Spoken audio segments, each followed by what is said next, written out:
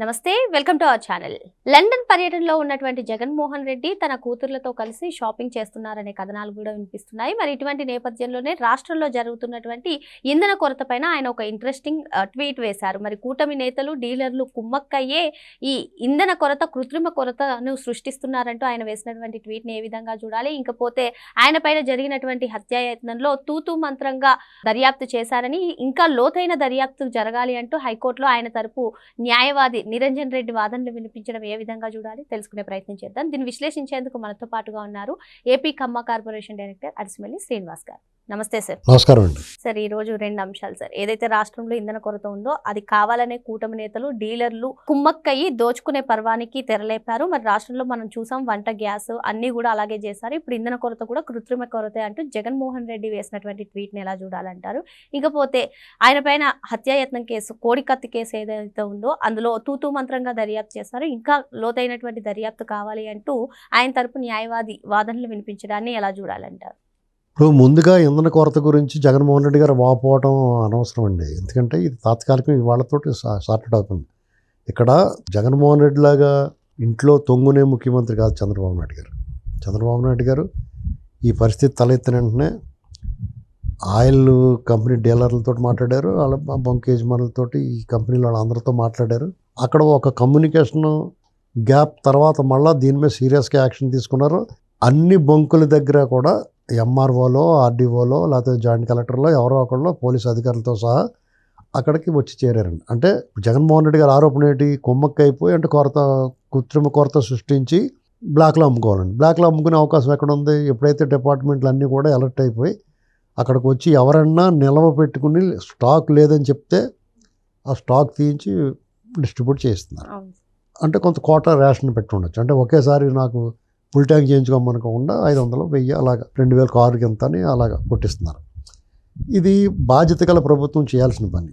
ఇది ప్రభుత్వం, ఏ ప్రభుత్వం కూడా కృత్రిమ కొరత కావాలని సృష్టించుకొని చెడ్డ పేరు తెచ్చుకోదు. జగన్మోహన్ రెడ్డి అంటే అవివేకి ఏం చేస్తాడంటే తన డబ్బు వస్తే చాలు, ప్రభుత్వం ఏమైపోయినా తను నమ్ముకున్న ప్రజలు, నాయకులు ఏమైపోయినా పర్లేదని వ్యవహరిస్తారు. ఇక్కడ టీడీపీ ప్రభుత్వం, కూటమి ప్రభుత్వం అలా చేయదు డెఫినెట్గా. ఇది కృత్రిమ కొరతే ఖచ్చితంగా.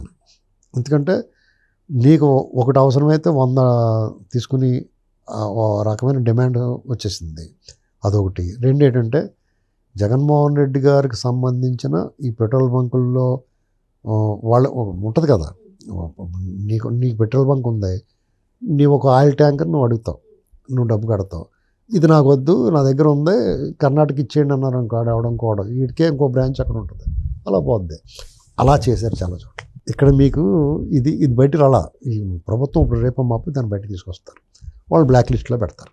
అర్థమైందండి? అది కూడా జరిగింది.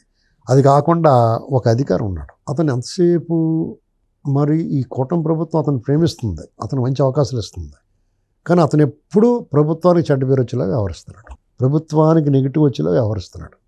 అతను ఐడెంటిఫై చేసాం, చూస్తాం కొన్నాళ్ళు, తర్వాత ఇంటికి వెళ్ళి కూర్చొని ఏంట్రా ఇది అని అడుగుతాం, అందులో అనుమానం లేదు. ఎందుకంటే బాబు గారు క్రమశిక్షణ, సంస్కారం, పద్ధతి కాబట్టి ఇది ప్రభుత్వ పెద్దలే దాన్ని పరిష్కరించే అవకాశం కోసం ఎదురు చూస్తాం. ఎందుకంటే లేదంటే ఇల్లు అడుగుతాం, ఏంటి నువ్వు ఎందుకు, నీకు రోగం ఏంటి, నువ్వు హాయిగా బతుకుతున్నావు కదా, నీ డ్యూటీ నువ్వు చేయాలి కదా, నువ్వు ఎందుకు జగన్ ఇంకా సేకాలనుకుంటున్నావు అని అడుగుతాం. ఈ ప్రభుత్వం నీకేమని ఏం చేసింది? నువ్వు ఎంత దొంగడువైనా నీకు మంచి అవకాశం ఇచ్చింది, అయినా సరే నువ్వు నీకు ఒక్క బుద్ధి పోనిచ్చుకుంటా, కాబట్టి నిన్ను ఏం చేయాలి మేము అని అతనే అడిగి అతను ఏం చేయమంటే చేస్తాం. ఇది నెక్స్ట్. అయితే ఈ కొరత ఇవాళతో సాయంత్రంతో ఇది సార్ట్అవుట్ అయిపోతుంది. ఎందుకంటే అన్ని చోట్ల నుంచి ఆయిల్ కంపెనీల నుంచి వస్తుంది. ఆయిల్ కంపెనీలు కొంచెం కక్కుర్తి పడ్డారు. ఏంటంటే ఇందులో అంగిడే కానీ మింగుడు ఉండదండి. ఎవడైనా ఎంత వచ్చినా కానీ వద్దనుకుంటారా? ప్రజల కోణం ఎవడు ఆలోచిస్తున్నాడో, జగన్ ఆలోచిస్తున్నాడో, ప్రజల కోణం రాజకీయ నాయకుడు ఆలోచిస్తున్నాడు, కంపెనీలు ఎందుకు ఆలోచిస్తాయి? ఇప్పుడున్న ప్రభుత్వం వాళ్ళకి చెడ్డ పేరు రాకూడదని చంద్రబాబు నాయుడు గారు లాంటి ఆలోచిస్తారు. కానీ పవన్ కళ్యాణ్ గారు, చంద్రబాబు గారు మమ్మల్ని ఏమనుకుంటారు బాబు జనం అనుకుంటారు. మిగతా వాళ్ళు ఏమనుకుంటే వాళ్ళకి ఏమనుకుంటే అంటే వీళ్ళు ఏకంగా విషం అమ్మిన వాళ్ళు సారా రూపంలో వాళ్ళు నీతి కౌరులు చెప్తారు. వీళ్ళు పెట్రోలే సరిగ్గా సప్లై చేయలేకపోతున్నారు, రాజధాని ఏం కడతారని పనికిమాలిన వాడు బోడిగుండికి మోకాలకు ముడిపెట్టి మాట్లాడతారు. ఇవాళ సాయంత్రానికి పెట్రోల్ ఆ సమస్య సాల్వ్ అయిపోద్ది అంటే రాజధాని కట్టేస్తారని ఒప్పుకుంటారు మీరు? ఈ సన్నాసి ఆలోచనలు సన్నాసి మాటలు మాట్లాడుతూ ఉంటారు వాళ్ళు. దానికి తోడు పేరు నాని, జగన్మోహన్ రెడ్డి గారు ట్వీట్ వేస్తాడు, పేరు నాని పరివాగుడు వాగుతూ ఉంటాడు. ఇవన్నీ సహజంగానే వాళ్ళకి ఫ్రస్ట్రేషన్తో ఉన్నారు. ఎక్కడ దారి దొరకట్లా. ఈ పెట్రోల్ది ఏముందండి, ఇవాళ సాయంత్రం షార్ట్ అయిపోతే రేపు లెవెల్ అయిపోద్ది. జనాలు పెద్ద పట్టించుకోరు. ఇప్పుడు అనవసరంగా ఎక్కువ కొట్టించుకున్న వాళ్ళు ఏం చేసుకోవాలో తెలియదు వాళ్ళకి. మళ్ళీ ఫుల్గా వచ్చేది. ఏం చేయాలంటే చిన్న జలక్కి ఏమి ఇవ్వాలంటే రేపు నుంచి 10 రూపాయలు తగ్గిపోతుందని ఒక ప్రకటన ఇస్తే దెబ్బకి దారిలో వస్తారు అంతా. మరి బాబు తగ్గిపోతుంది అనుకుని ఇలాంటి డిమాండ్ ఇలాంటివి వచ్చినప్పుడు ఏం చేయాలంటే వాళ్ళు ఎలా పుకారు పుట్టిస్తున్నారో కృత్రిమ కొరత సృష్టించడానికి వీళ్ళు కూడా అలాంటిదే చెయ్యాలి. పెట్రోల్ ధరలు తగ్గిపోతున్నాయని, మనకు రష్యా నుంచి వచ్చేస్తుంది ఫుల్గానే సరుకు, బాగా తగ్గిపోతుంది అని చెప్పేసి అనాలి. అంటే అప్పుడు ఆయిల్ కంపెనీలు కూడా ఎందుకు వచ్చిన కూడా మనకు ఆ రకమైన డౌట్ పెట్టాలి. సరే అలాంటి ఫ్రాడ్లు అవి చేయరనుకోండి మన వాళ్ళు. ఏమైనా పెట్రోల్ కొరత అనేటువంటిది ఇవాళ సాయంత్రం సబ్స్టిట్యూట్ అయిపోతుంది. దాని గురించి పెద్ద ఆలోచించగలదు.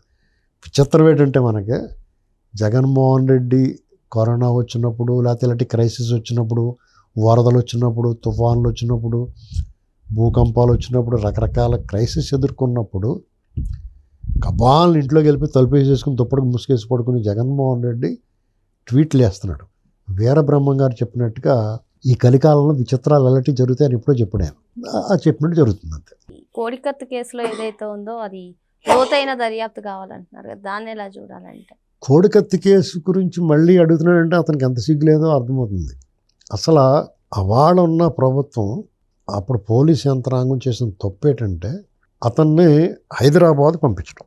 వైజాగ్లో హాస్పిటల్లోనే ఆ చిన్న గోరుతో గీరినంత గాయం అది. ఆ గాయాన్ని అక్కడే ట్రీట్మెంట్ చేస్తుంటే ఆ గులకరాయి డ్రామాలాగా ఇది తేలిపోను. తర్వాత ఎన్ఐఏ వాళ్ళు ఇందులో కుట్రలేదు బొక్కలేదని చెప్పి తీసిపాడయ్యారు. దానిలో లోతు ఇంకేముందో లోతుగా, అసలు లోతుగా దర్యాప్తు చేయాల్సిన వాళ్ళ బాబాయ్ మర్డర్ కేసు గురించి అడగమనండి.